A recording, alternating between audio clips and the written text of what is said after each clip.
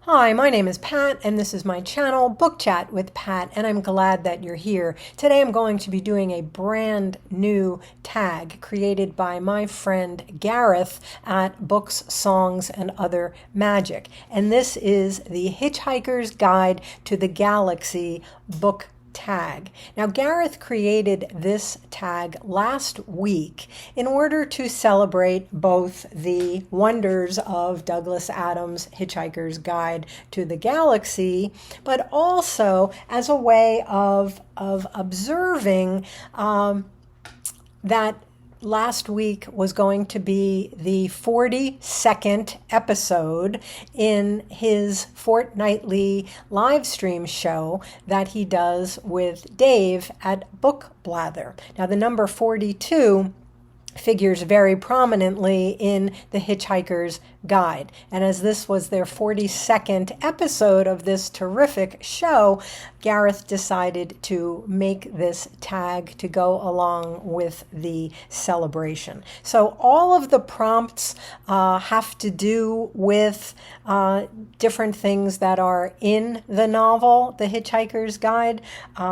And many of them ask us to talk about books. So here we go, without further ado. Number 1, demolishing your house. What book would you look for first to save from the demolition? Well, this is a book that I've shown many times on the channel. It's probably, for sentimental reasons, the most valuable book that I own.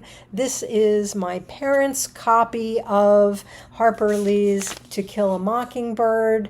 The book jacket has seen better days, but this is a first edition. This book was published in 1960. My parents bought the book in 1960. It's not a first printing, but it's a very, very special book to me. The book has figured prominently in my life, as you know, if you've seen any of my videos. But that this was a book that belonged to my parents makes it super valuable to me. Okay, number 2, Vogon Poetry. Quote a poet, a line of poetry, or a lyric that you love. Well, again, this will come as no surprise to anyone. I'm going to read a poem from my favorite, Mary Oliver. And I'm going to read The Summer Day. Who made the world? Who made the swan and the black bear? Who made the grasshopper? This grasshopper, I mean, the one who has flung herself out of the grass, the one who is eating sugar out of my hand, who is moving her jaws back and forth instead of up and down, who is gazing around with her enormous and complicated eyes. Now she lifts her pale forearms and thoroughly washes her face. Now she snaps her wings open and floats away. I don't know exactly what a prayer is. I do know how to pay attention, how to fall down into the grass, how to kneel down in the grass, how to be idle and blessed, how to stroll through the fields, which is what I have been doing all day. Tell me, what else should I have done? Doesn't everything die at last and too soon? Tell me, what is it you plan to do with your one wild and precious life? Number 3, 42, the answer to life, the universe, and everything. That's the answer given in the book. The answer to the meaning of life is 42. What is the point? What is the meaning of life? Well, that's a very, very, that's a big question there, Gareth. I'm going to just say that I think that we are here to be kind to take care of one another. We don't know what other people are dealing with. We don't know what other people are carrying around. Give people the benefit of the doubt and go with kindness. I think that's what we're here for. Number 4. It's radio beginning. What is your favorite memory in your experiences as a listener to the radio? I think my current favorite radio experience, and it often takes me by surprise. I listen to NPR in the car quite a bit, and probably my favorite thing on that channel is when the English professor Maureen Corrigan comes on. She is often featured. Not often. I mean, it's periodic, but she's featured on Fresh Air, Terry Gross's show, and she does really, really wonderful book reviews. And often I am in sync with her. The books that she tends to feature are books that I either have loved or am wanting to read. So Maureen Corrigan right now is my favorite thing, my favorite person on the radio. Number 5, the towel. What book or books would you pack for a holiday? Well, if I was going on a holiday where I was going to be touring, I probably would only bring something that I could read on the plane or, during the transportation, because you don't get a lot of reading done when you're touring around a place. But if I was going on a holiday just for rest and relaxation, I think I would bring a couple of the new books that I've just acquired that I am very much looking forward to getting into. The first of those is T. Kingfisher's What Stalks the Deep. And this is her newest book.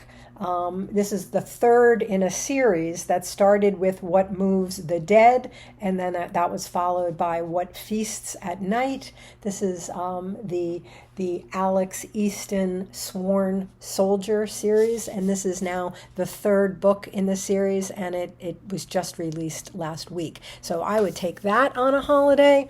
And my other new discovery, after the Pinheiro Project reconvened last month to read a novel by Rabi Alameddine, I got his newest novel also just released. And this is the true story of Raja the Gullible and his mother.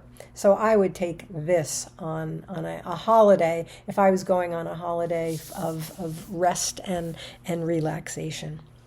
Okay, number 6, the infinite improbability drive. Name a fast read. Well, last year when I was trying to find something to read for horror mayhem that wouldn't scare me half to death, MJ recommended A House with Good Bones by T. Kingfisher, and I took her up on that offer, and I flew through this book, and that got me on this T. Kingfisher kick. Super fast read. It's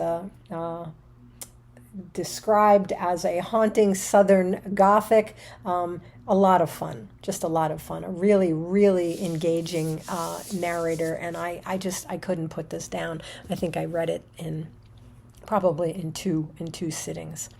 Okay.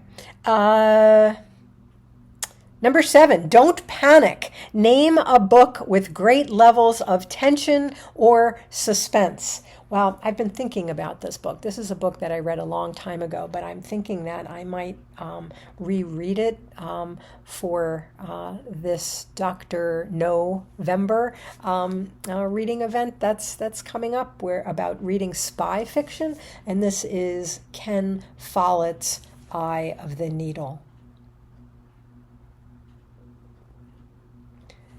Described as top-notch suspense, a terrific thriller, spellbinding, the best spy novel the year it was published, extraordinarily satisfying, truly suspenseful, heart-stopping, nerve-freezing terror. So I think I read this a long time ago, not when it was new, but a long, long time ago. And I think I'm going to give that a reread, and very high levels of tension and suspense. Number 8, TV and film adaptations. Pick a book to discuss, one or more TV or film adaptations that you know of the book. Pick good and bad if it's relevant to the book. I'm going to pick, because I've been thinking a lot about John Irving of late, because we're doing a John Irving read-along starting in November. I'm going to talk a little bit about A Prayer for Owen Meany, which is, I think, my favorite of all of John Irving's novels. And this is a novel that I also used to teach.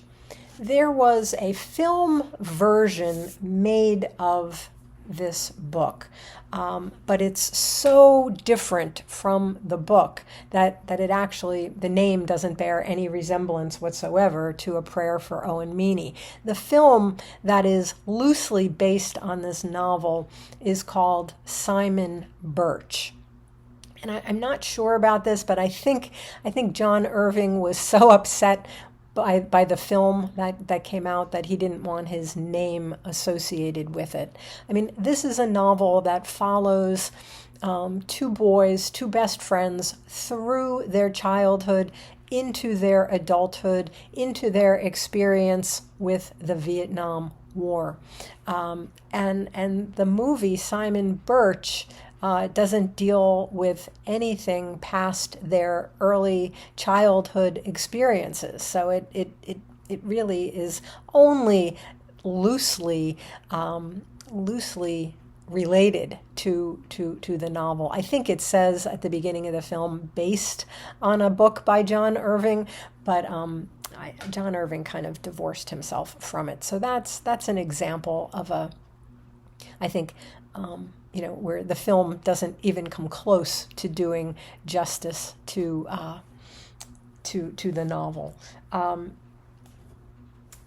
then one that I think works really well, this was a book that I used to teach, sometimes to reluctant readers, and this was Stephen King's The Green Mile.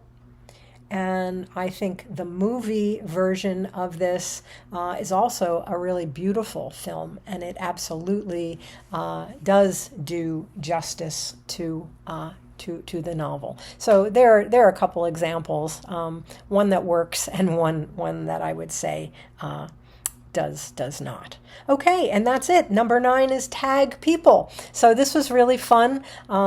Gareth did a great job with this new original tag. If you're watching and you'd like to get in on this, please consider yourself tagged. Gareth tagged a whole bunch of people. And as I always do, I'm going to tag some people in the notes below as well. But really, you don't need to be tagged. Consider yourself tagged if you want to do this. This was really fun. As always, I thank you for watching. I hope that you're doing well. I'll speak with you again soon. Take care.